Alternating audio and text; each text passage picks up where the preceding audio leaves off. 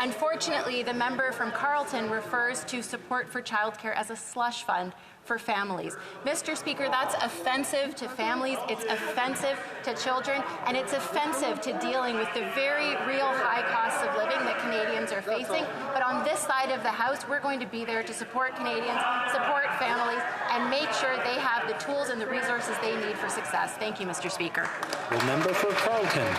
Well, I referred to their $100 billion of new and unnecessary spending as a slush fund. That is $6,600 in new costs for every single family in Canada. Wow. And we know those families can't afford to pay it, even if the finance minister isn't hiding from this question. The reality is house prices are up 25%, the worst housing inflation on record and the second worst housing bubble in the world.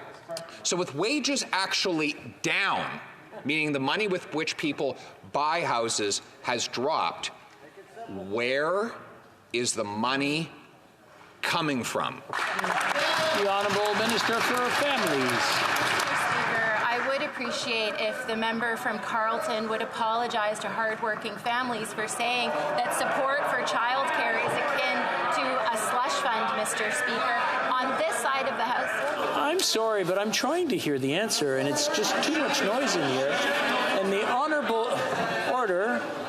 Honourable Member for Carleton wants to hear what the response is. The Honourable Minister.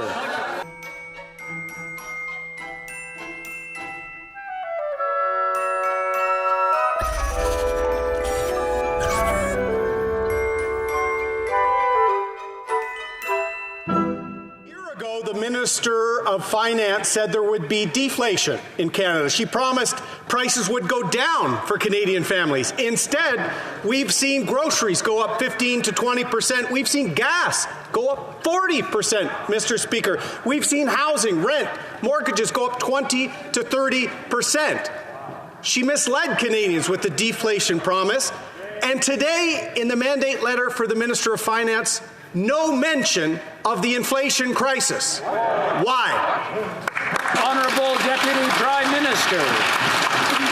Mr. Speaker, the person who is misleading Canadians when it comes to the economy is the leader of the opposition.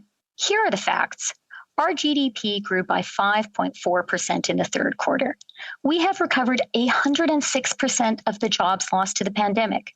As Stephen Pelosi, the central banker appointed by Mr. Harper, put it over the weekend, aren't we lucky that the policies worked well to prevent the second Great Depression, which is what economists worried about when we first encountered COVID? That's the reality, Mr. Speaker. Honourable Leader of the Opposition. Mr. Speaker, the reality is the Minister of Finance was the first Canadian politician to ever be flagged for misleading Canadians online, Mr. Speaker.